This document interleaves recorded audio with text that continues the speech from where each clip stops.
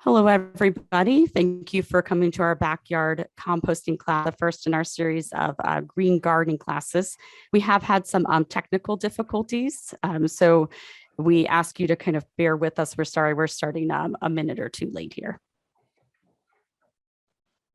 Dawn, if you can you go to the previous slide that shows all the green gardening other classes? As here you can see the fall green gardening classes that are coming up. We have backyard composting today. Next Wednesday, sustainable landscaping. November 3rd, tree selection, watering, and care, which will be in partnership with Tree Davis. And November 17th, leak detection and the customer water use portal, which is AquaHawk. I'd like to introduce Jennifer Gilbert, my fellow conservation coordinator here with the City of Davis. Thank you, Dawn. You can go ahead and go to the next slide. So thank you for joining us for the backyard composting class. Typically this class is an hour and a half. There's a lot to cover. We're going to squish this into an hour so you guys can all do this on your lunch breaks. So we're going to dive into it. So next slide, please. Diving into compost sounds like fun. Okay, so when we talk about composting, I'm going to break this down into a couple different types of composting. But first of all, I suppose some housekeeping. We're going to take questions at certain points through the presentation. After we talk about backyard composting, we'll talk about, we'll see if there's any questions. And then we're going to shift into specifically talking about food scrap composting. Because yes, I divide those. I do not like to put food scraps in backyard composting piles, and I'll explain why. So when we get to that point, if you have a question, or at any time in the presentation, if you have a question, you can go ahead and click raise your hand in Zoom, or you can email Dawn at dcalciano@cityofdavis.org, and she can read your question out loud and we can answer your question. Okay, next slide. All right, so when we talk about backyard composting, I'm going to divide it up into 4 separate sections. We're going to talk about regular backyard composting. We're going to talk about worm composting, food digesters, and then we're going to end in-ground composting, somehow in that order. We're going to talk about these 4 different types of composting. Okay, next slide, please. I think we went backwards. Okay, so for backyard composting, let's talk about compost. What is compost? So compost is nature's way of recycling. I'm a big fan of recycling. In nature, leaves fall from trees and then they decompose on site. And then they go back into their basic elements. And so the trees and plants can take them up again. It's a process that involves, we do composting, like we're the ones that are like turning things and adding things to our pile. But the folks who are actually doing the composting themselves are these tiny little macroorganisms, insects and worms and fungi and bacteria even. So those are the folks that we're trying to make happy. Those are the guys who are actually doing this composting for us. And our job is to make those guys as happy as possible. So we need to give them a nice home. We need to feed them. We need to give them moisture and air. And if they have everything that they need, they eat the material we feed them faster, which produces faster compost. So that's the whole concept of composting. Is I know we think that we're doing the composting, we're actually not. We're tweaking the environmental controls a little bit to make sure that these guys get to do the composting. These are the real heroes involved. And the product that comes from this is compost, which is amazing. If you're talking about sustainable gardening, if you're talking about sustainable landscaping, it all comes back to compost. You need compost. You can put fertilizers on your soil, but that's not going to give you the benefit that compost does. Compost is everything that your plants need to maintain healthy soil, to get the aeration in your soil and improve healthy soils and get your plants growing healthier. So compost is essential for sustainable gardening. Next slide. And then let's see. I can't remember what the next slide is. I believe when we're talking about backyard composting, before we talk about backyard composting, actually, thank you. If anybody wants compost, we get questions all the time, where can I buy compost? So the landfill actually has a composting facility. That's where all of the material from Davis goes. So when you guys are doing composting and you put stuff either on the street in piles, because this is yard waste collection week, or if you put material in your brown lidded organics carts, that goes to the Yolo County landfill composting facility, and you can actually get that compost back. The landfill offers the compost. They sell it for $10 a yard right now, which is pretty good. So if you want to actually get back the compost that we created, that you sent, you can do that. And it's a good quality compost. It's organic certified. So that is an option for you. Okay, next slide, please. And then I would be remiss if I did not talk about a natural way to compost. And I like to be able to do things with a bit of a laugh. So if you don't like raking leaves, because hey, it's fall, you don't have to rake your leaves. This is kind of a crazy concept, but you don't have to rake your leaves. Leaves make a fantastic Mulch, either just leaving them on site. Trees mulch themselves. They're kind of cool that way. They drop their leaves and create their own natural mulch, or you can rake them underneath a bush. Or if they fall on your lawn, mulch mow them into your lawn. Mulch mowing is a form of composting where you chop the grass up into such tiny pieces with a mulch mower that then it just goes ahead and composts on site, and you never have to rake the grass, you never have to rake the leaves. So it's a great way to manage yard materials. The leaves that fall anyways is by mulch mowing and using the leaves as a natural mulch. So definitely a big fan of that. I recommend you give it a try. Okay, next slide, please. Okay, backyard composting. So let's talk about the details of backyard composting. Usually the first thing people think about with backyard composting is the composting bin. I get a lot of questions. What's the best kind of compost bin? Where can I buy one? What different kinds are there? You can make a compost bin out of anything. A compost bin is really just a structure to hold the stuff that you're putting into that. You can use any kind of compost bin you want. No, none of them are rat proof. If a rat really, really, really wanted to, it could chew through almost anything. And yes, even those tumblers that are up off the ground and they're like the barrels, those are probably your best bet for a rat proof compost bin. I prefer to rat proof my compost bin by making it a place rats would not like to go. I prefer the kind of compost bin that's shown there at the bottom, the wooden bins that are two side by side. And I'll explain a little bit later, but it's easier to manage this type of a compost bin. You can look at that and go, that's not rat proof. Rats could just walk right in there. Well, sure, they could if they wanted to, but that's such an inhospitable place for an animal to live or even to visit, unless you're a microorganism or an insect, that you wouldn't want to go in there. And that's what the goal is of composting, is to make that not necessarily to rat proof your bin to keep them out, but to make that bin a place they wouldn't want to go. And that's pretty easy to do. Next slide, please. The city does offer these compost bins, the Presto Geo bins, to residents in single family homes that have a yard and actually have yard materials. We don't offer these to apartments because these are for composting yard materials, not food scraps. And you really can't put this on your patio and fill it with food waste and expect it to work. So if you have a yard and you've got a lot of yard waste, you can purchase these for $10. They're made out of recycled plastic and they work really well. Next slide, please. Okay, where to place your compost bin. So once you find your bin, it's up to you really where you want to put it. But you've got a few things to keep in mind. It does need to have contact with the soil, or even if it's on top of like a mulched landscaping, that's fine, or on top of grass, that's fine. Just don't put it on top of concrete or a wooden deck. Don't put it against a house. If it's on concrete, the pile is not going to be able to drain very well. There's going to be a lot of moisture in there. And if it's sitting on concrete, the water will just stay on top of the concrete. You'll get some anaerobic digestion, which is smelly, not the kind of composting we want to have happening in our bins. Plus, you're going to stain your concrete, which is not super fun. So go ahead and put it on dirt so it can the moisture can drain. Don't put it against a house or a fence, because you'll eventually compost your house or compost your fence, and nobody wants that. The fence that's in this picture, it's plastic and metal, so that fence is fine. But like a wooden fence, not a good idea. Kind of back it away a little bit so it's got a little bit of space there, because that's active compost that's happening in that pile. You don't want that against any structures that you intend to keep. So yes, eventually your wooden compost bin will start to degrade. It'll take a while, but it will happen. And then you have to kind of shore it up or, get a different one. But it's a process. It will take a while to compost wood. It doesn't matter if you put your bin in the sun or the shade. Both are great. If it's in the sun, it's going to have a lot more solar heat and it'll dry out faster. So you'll have to add more water. But if it's in the shade, you don't have that solar heat to help increase the temperature of the pile. So there's kind of benefits to both. It doesn't really matter if it's in the sun or the shade. Just keep in mind that if it is in the sun, you're probably going to have to add more moisture to it, which we'll talk about in a little bit. Okay, next slide, please. And then what to compost? When you've got your compost bin and you know where you're going to put it, you want to start filling it up. So definitely fill it up all the time. Always add stuff to your pile. It's not like once you've made your pile, you're done and you can't add anything else until it's done composting. The compost pile is a continual process. Keep adding stuff to it. And when we add stuff to a compost pile, we talk about adding greens and browns, adding, nitrogen rich stuff, and then adding carbon, rich stuff.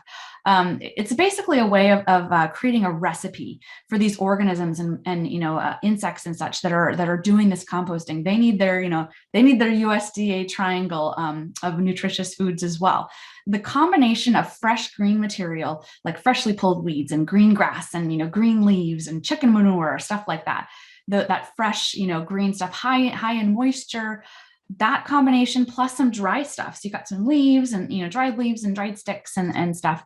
The combination of those two together is really going to give the compost bin what it needs to be successful. It won't kind of, mesh flat together. You'll have a lot of extra spaces because of the dry material and the sticks. You'll have a lot of air in there. You'll have the moisture from the green stuff. And that's the kind of stuff you want in your pile. Don't add diseased material because our compost bins are not going to have those high temperatures that will kill those diseases, or invasive weeds, right? If you're throwing some Bermuda grass that has the seeds on it, yeah, you're going to be spreading that compost with Bermuda grass seeds everywhere. So if you've got diseased plants, if you've got invasive weeds, put them in your organic carts, because those materials are going to a facility that can handle that stuff. It goes to facilities that, keep stuff at 180 degrees for 5 days. It kills everything. The compost that comes out of there is certified, what they call it. It's still a bioreactive or whatever. It's still got all the nutrients in, but whatever it is, it kills the seeds. So the seeds and the diseases are gone, but not in our backyard composting pile. So save that stuff, put it in your brown lidded organics cart, but not in your backyard composting pile. Okay, next slide, please. And then food scraps. So you notice I did not really add food scraps to that list. I'm not a fan of putting food scraps in a backyard composting pile because it makes the compost pile so much more work. I'm a busy person. I love gardening. I love composting, but I don't want to be out there carefully managing my pile to make sure I'm not attracting every rat in the neighborhood and all the raccoons as well. So I don't recommend putting food scraps into a compost pile. And this is what I often see when someone says, I'm having trouble with my compost pile and I can't figure out why I have rats. It's like, well, there's food right on the top of the pile. They don't even have to work at it. They just go and get it. If you want to add food scraps to your pile, throw in those pumpkins from Halloween or, banana peels or whatever else it is. If you want to add food scraps, you have to do it carefully. First of all, make sure that no more than 10% of the total pile volume is food scraps. And that's an approximation. But the thing is, you can't have 50-50. You can't have 50% food scraps, 50% yard waste. It doesn't work. You need to only have a little bit. And the reason for that is that little bit of food scraps can't be on the top of the pile like that. You've got to hide it in the middle. You got to keep it away from the rats because they can just come by and just take grab a mouthful and go. You also want to make sure they're chopped up. So don't throw full apples that came off of your apple tree that fell. Don't throw the whole apple, kind of chop it up a little bit and then it'll decompose faster. And then no animal material at all. So don't add your pet waste. I mean, if you have an herbivore pet or a bird, so chicken manure, bird cage droppings, if you have, a rabbit, those are great. But no dog and cat waste, don't add that. Then the thing to keep the rats away from your bin, and this is the critical part, is that if you're adding food waste, you have to keep your pile moist. You have to. It has to be very moist, and you have to turn it at least once a week.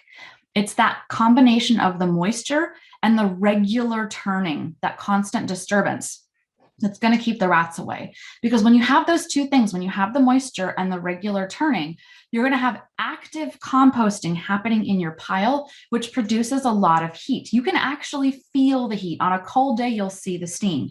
And when you have that, the rats will not be in your pile. That's a lot of work though. And every time you turn it, you have to make sure the food scraps don't, wander away and leave, the center of your pile. So it's just a pain. If you've got one of those tumblers and you could keep your food waste in there, more power to you.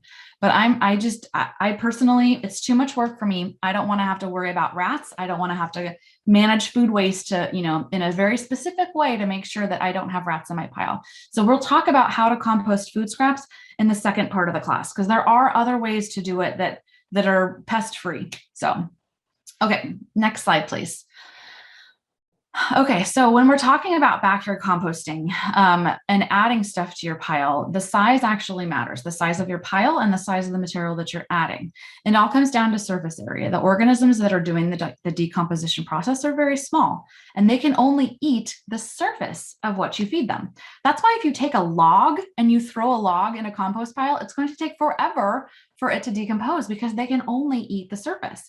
It's like the difference between a huge block of ice and a pile of ice chips. the pile of ice chips is going to melt faster because it's tiny little pieces and there's more surface area, so it melts faster. Same concept.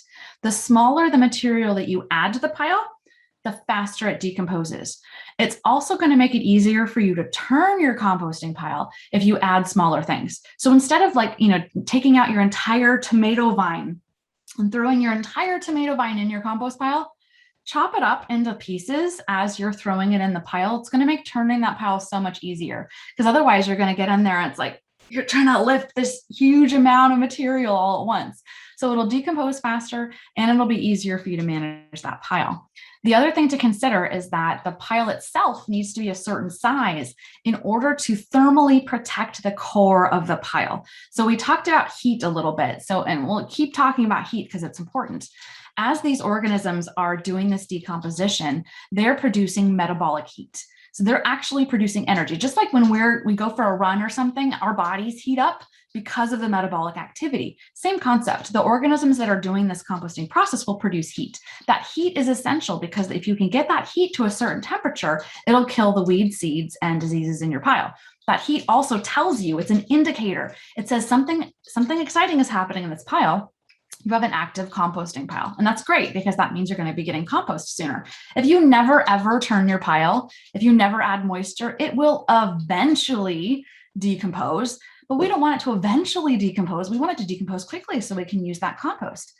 So we have to keep it a certain size in order to get that heat. And that certain size is about 3 foot by 3 foot by 3 foot. And this is a picture at the top of my backyard composting pile. And is it 3 foot by 3 foot by 3 foot? Not quite. Sometimes it is, depending on how much material I add to it. But then, after you add a whole bunch, it kind of shrinks because, things start to dry out and settle down. And then I turn it and it's bigger and I add more stuff to it and it's bigger and then it settles down. So continue to add material to your pile. Just make sure that you layer it and mix it as you go. What do I mean by layering and mixing? If you have a whole bunch of grass clippings that you want to add to your pile, try to turn your pile and add a little bit as you go. Because if you just put a foot of grass clippings on the top of your pile, and then you just have a bunch of, dried leaves and stuff at the bottom, that's not really going to help to create that mixed material, that kind of balanced diet for these organisms. You need to kind of mix it a little bit. So try to keep things mixed as much as you can. Next slide, please. And moisture. Moisture is essential. Just like we need to drink water, the organisms that are doing this need to have moisture, especially when you think about fungi. If fungi are going to be in your pile decomposing things, we know that mushrooms and such, they need a lot of moisture. So yes, that means you're going to be watering your composting pile. Now, on a beautiful day like today, when it's rained and we have more rain in the forecast and you can kind of feel that moisture in the air, today is not going to be one of those days where you have to water your pile. In the summertime, oh boy, yes, you need to water your pile. So as you're turning your pile once a week, get the hose nozzle there. So, it's got that shutoff valve on it. And as you're turning your pile, so turn a little bit and squirt it with the hose, and turn a little bit and squirt it with the hose, just to make sure that all layers of that pile are moist. How wet does it need to be? So what you're looking for is kind of the moisture content of a damp sponge. So if you were to reach into the pile and pull some material out from the center, check the center, not the sides, because yes, the sides are going to keep dry during the summer. Don't worry about the sides. I'm talking about the center. It should feel kind of moist. If you squeeze it and water is running down your hand, there's too much water. If you squeeze it and it's dry and prickly, it needs some water. You're looking for something that's kind of moist. And yes, even in the heat of the summer, you can still keep the center moist if you're turning it and spritzing down each layer as you're turning it. If you have food scraps in your pile, again, the moisture is essential, and you'll have to be careful that it doesn't get too moist in the wintertime, because if it gets too moist, you can have anaerobic decomposition happening, and that's really stinky. You don't like that. It smells really bad. But I found I never cover my composting pile in the winter. I still continue to turn it, but I don't have to add water because it rains. Hopefully it keeps on raining. But just, you probably don't cover it unless you're having a trouble with the pile never, it's not composting, it's smelling really bad, nothing's happening. I put cover your pile here because that's what references say to do. And I think those are like areas that get a lot more rain than we do. I've never had a problem with that here, but definitely you'll have to add water in the summertime. Next slide, please. And I think the next one's on turning your pile, I believe. Temperature. So I keep on talking about temperature. And when I talk about, I used to teach these classes in person. And whenever I'd mention that your compost pile is going to get to 120 degrees, people go, oh, is it going to catch on fire? No, your pile is not going to catch on fire if you're keeping it moist, which is why you have the heat, right? Because fire needs an absence of moisture. Moisture and fire, they don't go along well, right? The heat is happening in your pile because it's moist. So it's a warm moist. So no, a warm composting pile like that, you're safe. If you have just a big old pile and it's a bunch of dry stuff and it's sitting in your yard, you never turn it, that's probably not the best idea. But you're having an active composting pile where you're turning it regularly, you're fine. That's what your compost pile is supposed to do. And that temperature can get pretty high. In our backyard composting piles, you might get like 90 degrees, maybe 100 for like a day, and then the temperature will drop again. And then you'll turn it and you'll maybe add some more fresh pulled weeds, then the temperature will raise again and then it'll drop. But you actually can see steam coming off a pile on a hot day. It's kind of exciting. Typically, in this area, we don't get a lot of snow. But that's my backyard composting pile in March last year. We had a hailstorm and it actually covered my pile. That's hail, but it looked like snow and it was cool. So I snapped a picture. But if you live in an area where you get a lot of snow, composting's a little bit more difficult, but we don't have to worry about that here, apparently. But composting heat is important. If you want to get more heat in your pile, make sure that your pile is very moist, turn it regularly. Add some green material if you need to. Sometimes during certain times of the year, it's hard to find green material. So adding things like coffee grounds is still okay. That's not really a food scrap material. I mean, I know technically it is, but as far as like pest control goes, that's okay. You can also add some like a fish emulsion liquid fertilizers or like a kelp liquid fertilizers that also can add that nitrogen to kind of boost it to get that pile going again. I guess the kelp doesn't usually have nitrogen, but the fish emulsion does. That way it can kind of boost your pile and getting that going again. Okay, next slide, please. And this must be the one about turning your pile. Yes, turning your pile. So turning your pile, I like to do mine on a weekly basis, and I don't have food scraps in there, but I like to keep my pile exercised. I want to make sure that we don't get any pests that decide that, hey, you know what, this is a nice place. I think I'm just going to make a nest right here. I don't want that happening. So I keep my pile active. I keep it moist. I don't want anybody trying to live in there. Besides the little lizards that kind of hang around the outside and eat some of the bugs that wander out, anybody else is not allowed to live in the pile. So turning the pile is essential because it fluffs the material up and it adds fresh oxygen. Because as the organisms start to decompose things, they break things into smaller and smaller pieces. As things break into smaller pieces, they start to sift down into the pile. Your pile starts to shrink. Well, as it shrinks, what's happening is that air is leaving the pile because the little material starts to go down and fill up those pore spaces. So we need to turn it and fluff it up again, get some more air in the pile. It also mixes it so the dry stuff on the outside gets to have its turn being on the bottom of the pile and stay moist so that it can continue to compost. So as you're turning your pile, add some moisture to it if it needs it. Usually the bottom, as I first start to do it, the first layer, I'll take the pitchfork and I'll move the first layer over and I'll wet that first stuff because the stuff on the outside is someday like today after a rain, it's usually rather dry. So this is the kind of composting system I prefer because turning your pile is so much easier because all I need to do is move something from one side of the compost pile to the other open bay.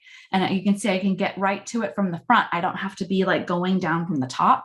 But everybody's form of composting is different. A lot of people like to have a bin. They just put things in and they don't actually turn it ever. I don't understand how that can work without getting pests involved, because if you have a bin and all you ever do is add things to it, maybe occasionally stir it, I don't understand how that disturbs it enough to keep pests away or to get enough oxygen. I like to really see the material, flip it to the other side, get a good look at what's going on in there. Do I need to add more nitrogen? Do I need to add more moisture? Really examine what's in that pile.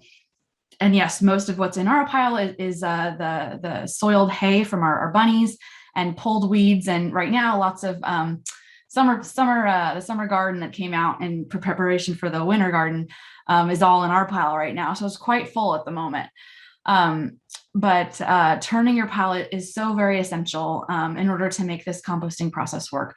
The compost bin that the city sells for $10, it's just a hoop. It's basically one big sheet of plastic with holes in it. It's about 3 foot tall. I don't know, maybe like 6 foot long, maybe. And then you roll it together, and it's got some bolts where you can kind of attach it. So it's basically like a big cylinder. And it's kind of floppy, but when you fill it with material, of course, it holds its shape. The idea behind this type of a compost bin is that when you need to turn your pile, you just lift it up and set it down on the ground next to it, and then fill it back up with material. So that's how you would turn that kind of a composting system. It still needs to be turned, but you can just like lift it up. So don't stake it, because if you stake it, then you can't really lift it up. It's hard to turn it. So make sure whatever kind of a composting bin you want to set up, that you can turn the material, because that's really essential. Okay, next slide, please. And harvesting. So this is why we're doing this, right? Sounds great to make sure we have a nice composting bin, but we actually want to get the compost out of it. When I first started composting years ago, I thought it was really funny. I knew it was going to take a while to get compost, but I started noticing as I was turning my pile, I'm like, gosh, there's all this dirt at the bottom of my pile. Why is my compost pile so dirty? And it just kind of clicked like, oh, that's the compost.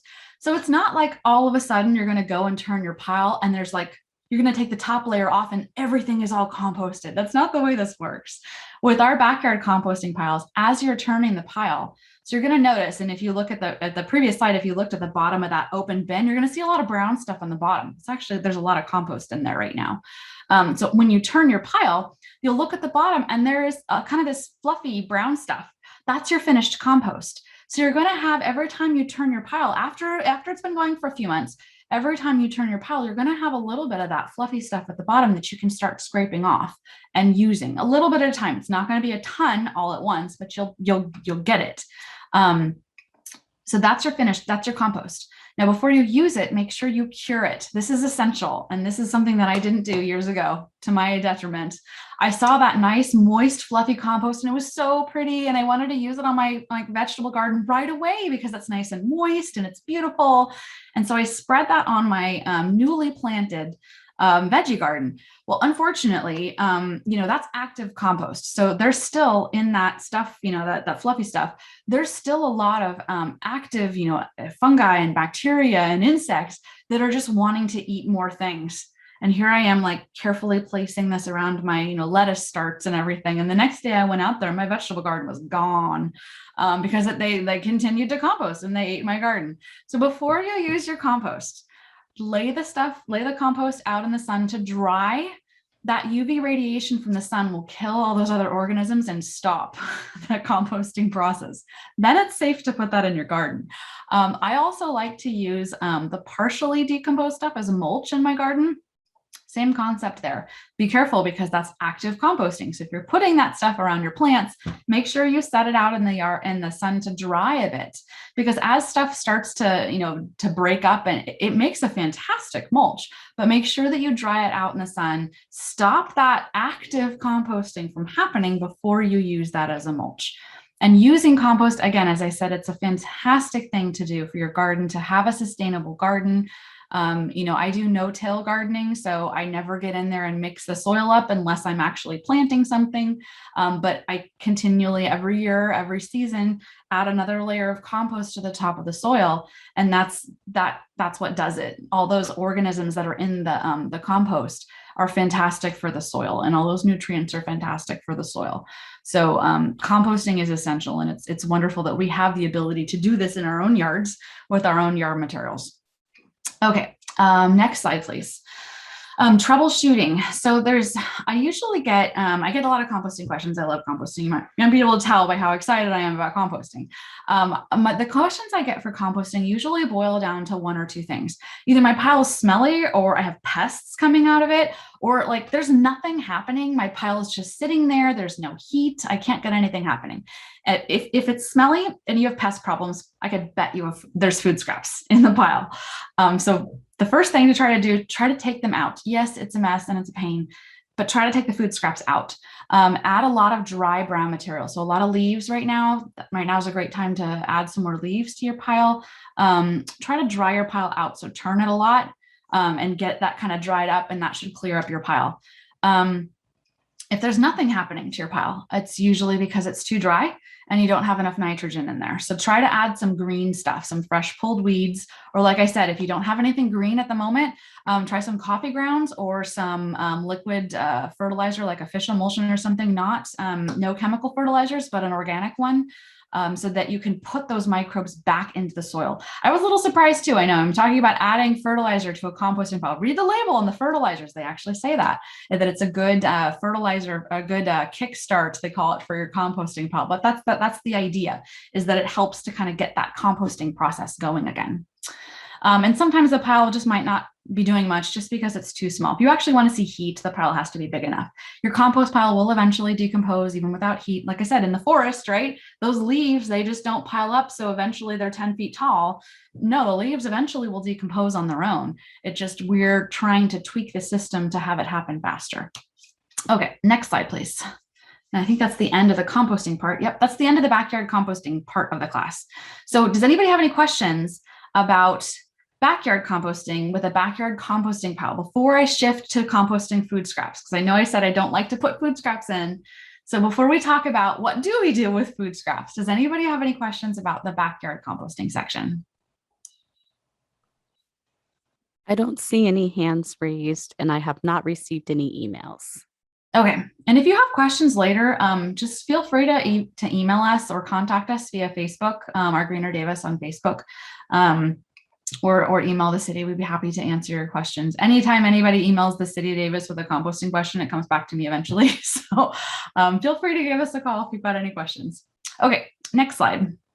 So now we're going to talk about food scrap composting. And I'm going to talk about 3 different ways to compost food scraps. I'm going to talk about worm composting. I'm going to talk about in-ground composting and food digesters, and possibly not in that order. I can't remember, but 3 different ways, and they're all different. I mean, obviously there are 3 different methods, but the goals of each one are different. So depending on your situation, you might prefer one over the other. You might need 2 methods. You might need all 3. I've done all 3 before at the same time. So we'll get into that a little bit. Okay, next slide, please. But when we're talking about food scraps, the important thing to consider is that we're talking about vegan materials, okay? So plant materials only. So we're talking about fruits and vegetables, breads, pies, pasta and rice. We're talking about things like tea bags or coffee grounds and coffee filters, just plant-based things. So definitely no meat, no dairy, no fish, no greasy things and oily things. No pet feces, so no dog and cat poop, please. If you have like a pasta that has a sauce, as long as it doesn't have meat or dairy on that sauce, you're fine to go ahead and throw that in there. I don't like to put bread in my worm bin. I think it smells a little funny when it decomposes, but that's a personal a thing. So you can go ahead and feed your worms bread if you want to. Okay, so next slide. So just keep in mind that that's what we're talking about, those kinds of materials for food scrap composting. So the first type of composting, we're going to talk about worm composting, which when I started at the city 15 years ago, I heard about worm composting and I'm like, that's a little odd. But actually, I'm a huge fan of worm composting now. I have my own bin. Actually, I have 3 bins right now because I'm babysitting the city's bin since COVID hit. Worm composting is a fantastic way to compost food scraps because you can do it pest-free. You don't need to have a yard. You can do it in your home. Yes, in your home. Mine are in the garage right now, but I've had them in my office before and they don't smell. Nobody knew they were there. They're a wonderful way of composting food scraps if you live in an apartment and you don't have a yard or a space to be able to set up like that full backyard composting system. Plus, it's fun. Kids love the worms. They're super fun.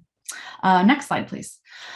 In order to get the worm composting started, it's important to understand worms. So let's pretend we're worms for a minute, right? Where does a worm live? So worms live in the soil, right? Everybody knows that. But where in the soil? Do they live super, super deep in the soil? They actually live pretty close to the top, usually like in the top foot or so of soil, maybe 2 feet, maybe depending on the soil, but they live near the top, right? They don't like sunlight. They like moist soil, but they don't like, to be too deep. They don't like light. Worms are ectotherms, so they're technically cold-blooded, as people call them. So their body temperature, their actions, how much food scraps they eat is dependent upon the temperature. So if it's cold, if you have them outside and it's cold, your worms are not going to be eating very much. They're kind of moving very slow and it will take them forever to eat up like an apple peel, right? If it's nice and warm and they're comfortable, dude, you cannot feed the worms enough.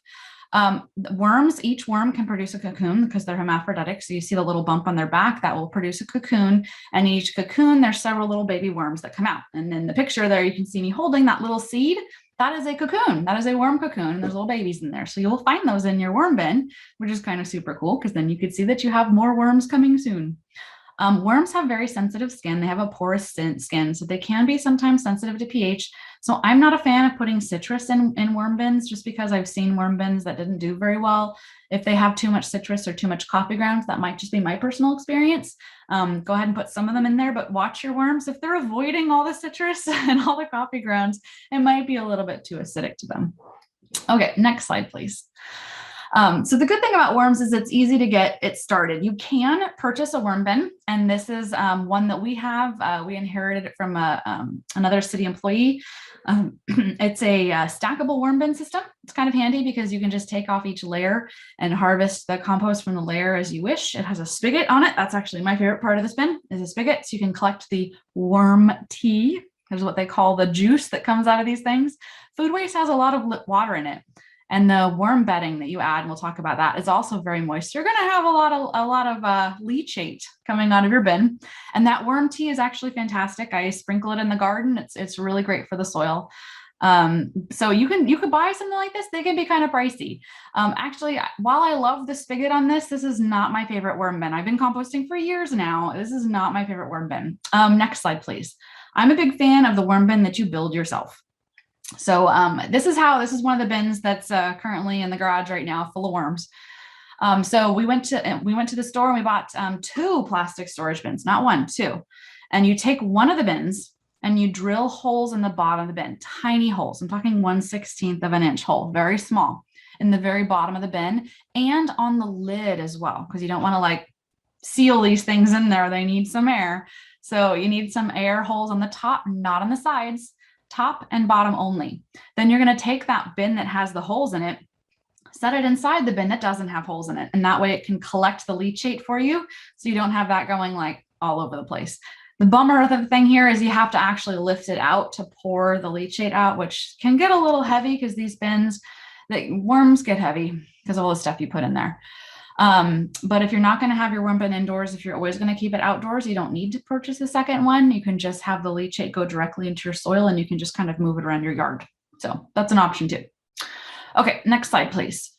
Here's the picture. So just, you can make smiley faces or hearts or any kind of pattern you want. Just put a bunch of holes. There's not like a magic number of how many you need. Okay, location is the next important thing. You need to find out where you're going to put this bin. This was the most successful place that we found when I had the worms at our office was underneath a porch in the shade right up next to a building. So it had the thermal insulation of the building. It had the shade from being under a deck. No sunlight ever touched these bins. That's the key. Worms are very sensitive to hot temperatures, cold temperatures too, but with our heat here in the valley, the warm temperatures are what worries me. So it's essential that the bin is never touched by sunlight ever, because you get the greenhouse effect. The outside of the bin gets hot. It heats up the inside of the bin. It gets so hot and it will kill all of your worms in one day easily. I've had that happen, sadly. Even when I had them in the shade, not in this spot, it was years ago. I had worms in a bin underneath a portable building. So it was in the shade, but there was no shade structure outside the portable building. Like in this case, there's an overhang here.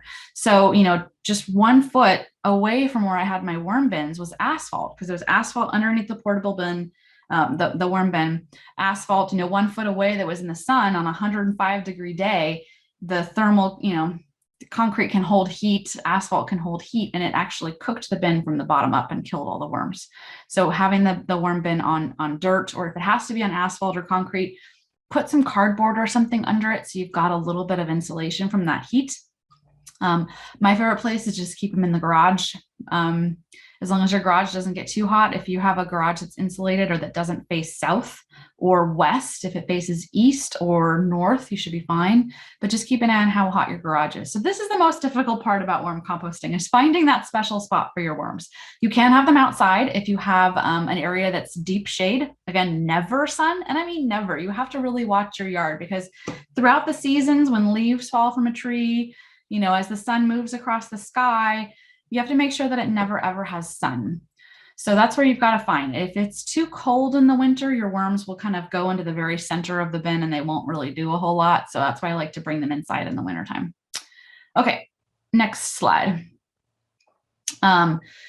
The other thing you need in order to get your worm bin started is bedding. So for bedding, I like to use shredded newspaper or just shredded paper of any kind, really. I used to just shred our junk mail. I don't do that anymore because the glassine windows, the little plastic windows in the envelope, you shred those and then you get these little tiny plastic strips that never go away. So that's really annoying in your compost. So I don't use junk mail anymore, but except for all the other little advertisements and stuff that you get. Phone books are great. Newspapers are great. So the thing about adding bedding to your pile that's essential, and this is the biggest mistake I see people make with their worm bins, you have to think about the bedding is like water to a fish. Nobody would have a fish bowl and fill it this much with water. Your fish will die. Your fish needs an environment. It needs a place to swim. It needs a place to live. Your worms are the same way. Not only do they need, not only is it kind of cruel to keep them in like this much of an area, but remember that these are ectotherms, like they're cold-blooded. They need to be thermally insulated. On a cold day, they need to be able to get away from the cold that's outside of the bin and go someplace where it's going to stay warmer in the center of the bin. On a hot day, they need to go to the center of the bin where it's cooler. Your bin has to be large enough and filled up with enough bedding to keep your worms alive. It's essential. So dampen the bedding first, soak it in a bucket of water, squeeze it out and put it into your bin. It takes a lot of paper to fill a bin. If you want to start doing worm composting, start saving your paper. It takes a lot of newspaper to fill a worm bin. And just before you add the worms, add a little bit of dirt, just like a little handful of dirt, not compost, dirt, like true dirt, gritty dirt, because worms don't have teeth. They kind of chew things up sort of in the way a bird does by swallowing tiny grains of sand, like birds have eat pellets. So worms need a little bit of grit. Okay, next slide, please. Sorry, I'm realizing we're running out of time. We'll have to kind of go a little faster through this. My apologies. You can so the worms that you use are special worms. These are not just worms you dig up in your yard. Don't go to a bait store and get like night crawlers. These are different worms. They're called red worms. And you can buy them from various nursery and garden stores. They sell them. We have worms that, from our worm bins. The purpose of our worm bins are to teach people about composting and to sell composting worms for $5.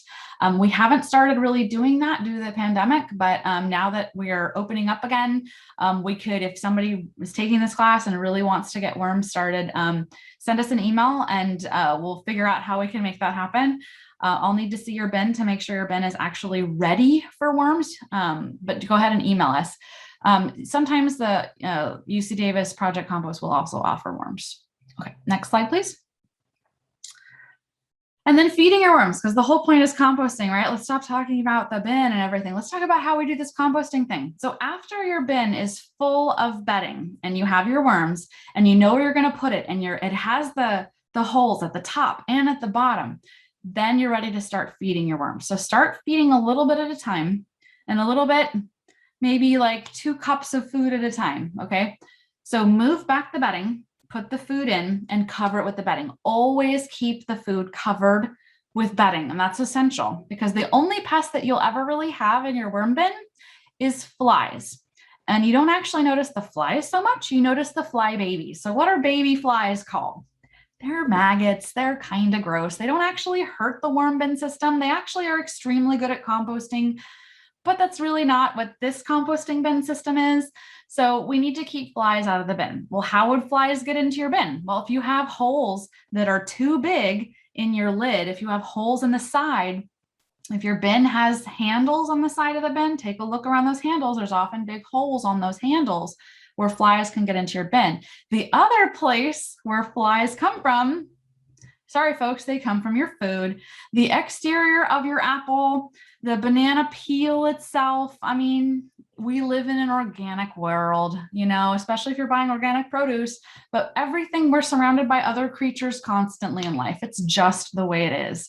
So that's why we wash our food before we eat it. But if you're, you know, peeling things and you're adding peels to your bin, it's possible that the peel might have some eggs on it and they might hatch into your bin. So cover your stuff with a few inches of bedding material. And I'm sorry, you know, it's lunchtime, guys. Cover it with a few inches of bedding before you add it to your, you know, before you close your compost lid back up. And that way things can decompose and will not hatch and such. So apologies. Don't feed your worms more than once a week. The worms like to be left alone. They really don't like being bothered. So try to feed them only once a week. Feed one side of the bin, then next week feed the other side of the bin. So take a look and see if the food is still there. If you can still see the food, don't feed them anymore. But if you look and it's almost all gone, time to feed them again, right? Or if you look and it is all gone, definitely feed them again. The worms will let you know how much to eat. How many worm bins do you need for your family? It really depends on the temperature, how many worms are in your bin. They do reproduce fast. So, you know, if you build it, they will come. The more of a happy environment it is, the more worms you will have in your bin. But feed one bin at a time. Okay, next slide, please. I think I jumped ahead of myself because harvesting, perfect. I didn't. Harvesting. So eventually your worm bin is gonna look like this. And actually I have a sample. I brought a sample to show you. So because I can't bring the worm bin here and show you. So no, this is not my lunch. This is actually from our worm bin here. So you can see, so this is the compost. This is finished worm compost. And you can see here's, I added some junk mail and here's that little plastic glassine window that's been in there for a really long time. You can see that there's still some strips of paper that have not decomposed yet. And I'm looking for the worms because they're all hiding. Oh, here they are. Here's the worms. So they're not very big. I know I have a spoon. I'm not going to eat these. Here's the worms. They're pretty small, but they're hiding down at the bottom of this container because they really don't like the light. But you will always have seeds. So you can see there's some squash seeds in here. The seeds, the worms do not eat the seeds. They do not eat the actual peels of anything. They're kind of like toddlers in that way. So if you add a bunch of watermelon rinds, they'll eat the rind, but then that like kind of waxy coating of the rind, they'll leave that. And so you'll go in your bin and you'll see these kind of like, looks like plastic things, but those are actually the actual, the very outside rind of a vegetable. So it's kind of funny. They're weird like that. But eventually your bin will fill with this compost because that's what the worms make. And you'll want to take that out and use that in your yard. So there's a special way to do it. Well, there's two ways to do it. There's the cold and heartless way where you just scoop it up and you take all that compost that has worms still in it and you put that in your garden. It's fine. You'll put more worms in your garden. That's actually not that bad. But then you don't have as many worms in your bin. And yes, they'll build up their population again, but that's not, necessarily the best idea. You can if you want to, that's fine. But if you want to make sure those worms come out of your bin, there's a special way to do it. So first of all, never harvest more than half of your bin at a time, because also in that compost, remember, are all those cocoons, and we want to keep the future generation alive. So only harvest half at a time. Spread the remaining compost across the bin, add more fresh bedding to the top. Okay, next slide, please. And then you're going to take that compost that you took out and you're going to put it into a pile. And the worms don't like light, so they'll bury down into the pile. And you continually scrape the compost off the pile until you're left with a little handful of worms, which you put back into your bin. So that's the other way to harvest the compost. It takes a little time, but the resulting material is so worth it. Next slide, please. Worm compost is gold. It is so wonderful for your soil. It contains so many amazing nutrients and all the different biology that's in there that the worms help to cultivate in the compost is so wonderful for your soil. The worm tea, again, that comes out of the bin is also good for your garden. And yes, the seeds are viable. So if you're spreading worm compost in your garden, watch all the vegetables you put in there just jump up and grow from your garden. So word of warning, you don't need to cure worm compost. You use it right away when it's fresh. Next slide, please. I know I'm running out of time. So any questions about worm composting before I move on? I know I'm going really fast and I'm sorry. I'm not seeing any raised hands. Okay, perfect. Let's continue on then. Okay, next slide. And I think the next slide is talking about in-ground composting, I believe. which is, well, it's a pretty short section. So I think we can get this in time. I'm convinced I can do this in just an hour. Okay, in-ground composting is a fantastic way to compost. This is how my grandmother used to compost. It's just as simple as it sounds. You find an area of your garden, or under a tree, outside the drip line of a tree, like outside the branches. You dig a hole, you put your food scraps in there, and you cover it with soil. Done. Wait, isn't that just burying stuff in the ground? Kinda, yeah. You're just burying it in the ground. But the benefit of that is then the worms come to it. And it's great because the worms come to it. You don't need to do anything. They'll eat it, and then they'll leave the compost in the soil, and they'll kind of spread it everywhere as they're aerating your soil because they're moving around. It's a fantastic idea. Next slide, please. This works fantastic if you've got an empty vegetable bed. Hey, because you just pulled out your summer garden, like a lot of us probably have, and you've got some empty beds. And this is a wonderful thing to do throughout the fall and winter as you're preparing your garden for the springtime plant. If you have dogs that like to dig, maybe not the best idea. If your dog's super curious, you might try to dig it up. But as long as you keep it covered with 6 to 8 inches of soil, it should keep raccoons and rats away. Food can decompose fairly quickly, depending on what kind of soil you have, how moist the soil is, and of course, what you add. Corn cobs last forever, so don't put them in here. Put those in your organics carts. But things like lettuce and pumpkin rinds and such, those will decompose super fast. So yeah, if you've got pumpkins after Halloween, dig a hole in your yard, toss them in. I had a garden that had really infertile soil, and I did this all winter long. And oh my goodness, the vegetable garden the next spring was amazing. I didn't add fertilizer. I just did this all winter long. So seeds, you can plant them over immediately. Transplants, you want to wait until it's finished composting, which you can see because as you start to kind of dig in the soil, like, oh, not done yet. I can still see some apple peels. Next slide, please. So it's fairly simple. It's great to get worms into your garden and to improve your soil on site, but of course you can't actually harvest the compost from it. So if you actually want to harvest the compost, this is not the best method for you. If you want the simplest, I don't want to have to deal with it option, this is a great option. Okay, next slide, please. And we'll cover the last option real quick. We'll hold questions for now, and we'll just go to the next one. The next one's food digesters. So you heard of anaerobic digestion facilities, right? UC Davis has one. The Yolo County landfill has actually 2, believe it or not, 2 different kinds of digestion systems where you can make your own. So yay, next slide, please. Anaerobic decomposition is composting without oxygen. So you don't need to worry about turning things. You don't need to worry about, keeping the right levels of things. It's very simple in our yard. So here's how we can do it. You can get a galvanized garbage can, drill holes in about the bottom third of the bin on the sides, and then the very bottom of the bin. Doesn't matter how many holes, really, about 20, maybe more, about 1/4 inch to 1/8. Here's the thing. When you're drilling, don't go from the outside of the bin and drill in, because then the inside of your bin, you'll have sharp metal edges. And every time you put your hand in there to get something out, you'll be cutting your hand up. Put your drill inside the bin and drill out. That way the sharp metal is on the outside of the bin, which is not going to matter because you're going to bury this thing in the soil. So bury it about halfway down in the soil so that all those holes are underneath the ground. Then it needs to have a tight fitting lid. So when you put the lid on top of this thing, you've made a digester. So the benefit of it being a galvanized metal is that the sun hits it and it heats it up and it cooks the material inside. So it breaks down a little faster. Then all the microorganisms that are in there can break it up and it composts pretty quickly. So it sounds like it's pretty simple. All you do, you create this system and you bury it in the ground, and then you lift the lid and you throw food in there whenever you want. You just throw stuff in there. It's like the best system. It's like basically turning your trash can into a composting bin, literally. Sounds fantastic. You don't need to add worms. Worms come to it.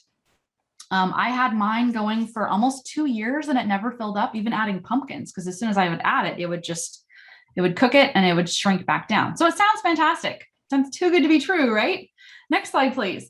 We have a problem in Davis. So we have clay soil and we have these little guys. So the clay soil makes this challenging because as clay soil dries, it shrinks. And so then even if you packed dirt around this thing, when the clay dries, it's going to pull away. And now you've got a little highway going down into your bin where certain tiny little insects can go down those holes when they're small, enter the compost bin, and live their entire lives in there until they're too large to come out. And then they just set up a whole breeding program in there. So when I did this in my yard, I found that this became a problem because they started to leave the compost bin when they were small and come elsewhere into the house. So I ended up taking mine out. So I am offering this as a composting option with a little bit of caution. If you want to use this type of composting system, it definitely works, but you have to watch out for these little guys. If you have this kind of a system going, just monitor it. My recommendation, if you want to try this, try it. Some people have told me they wanted to try pouring, not salt, oh my goodness, not salt, sand in around. So like as they're burying it, like dig the hole, and instead of backfilling the hole with dirt, they backfill it with sand so that it doesn't have that expansion contraction ratio of clay soil. So that's an option. You can try that and then see if that helps. If you start noticing these little bugs in there, what you can do is take all the material out and use process it via in-ground composting. So basically, this buys you some time, so you're not having to go to the garden every week to dig a hole. You can put stuff in here and use this sort of as a fermentation vat, right? Where you leave stuff in here for a month, let it cook down, but before it starts to become a problem with the bugs, you empty it out into an in-ground composting system where the bugs are not an issue. The in-ground composting is the best way to compost food scraps without any extra work or worrying about pests, right? You don't have to worry about the fruit flies like you do for worm bin or these other creepy crawlies like you would have to for this system. So that's my caveat with the system. Next slide, please. When you harvest the compost for this, the stuff at the top is going to look pretty much the same as the way you put it in, but the stuff at the bottom, you can see that on the top picture is the stuff that was put in more recently. This is my own bin from years ago. The stuff at the bottom is that really thick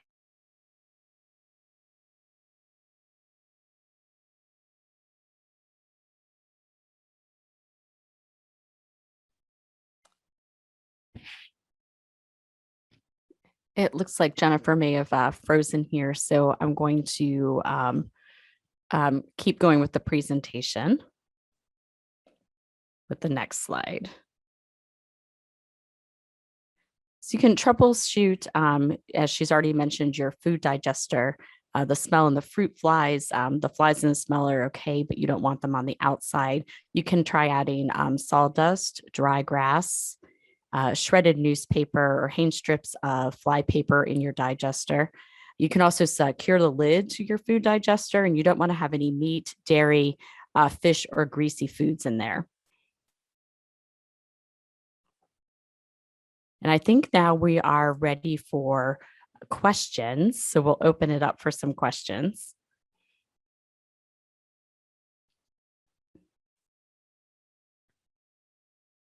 So if you do have any questions, please feel free to raise your hand, or you can also send me an email. I'm not seeing any hands raised, so I did just want to say thank you for attending today's presentation on backyard composting. We do have 3 events that are coming up. We have sustainable landscaping, which will be next Wednesday at the same time over Zoom. And then the following week on November 3rd, we have our tree selection, watering, and care with which Tree Davis is presenting. And then on November 17th, so 2 weeks later, we have a presentation on checking for leaks and the customer water use portal that the city has called AquaHawk. I see we have a question here. I'm going to. Okay, you should be able to ask your question, Dawn. Hi, I just wanted to know if you're going to be able to share these slides with us. Yes, we will be able to share the slides. This is the first time we've done the registration over Zoom for these workshops. So either we'll share it through there, or we will be posting them on our website at greenerdavis.org. So if you go to greenerdavis.org and then you see, it'll say workshops on the side, we'll be posting the presentations up on there. You can actually view past workshop presentations on there also. Great, thank you. So thank you all for attending. Unless there's any other questions, we will go ahead and end the webinar. We hope to see you at some of the future events.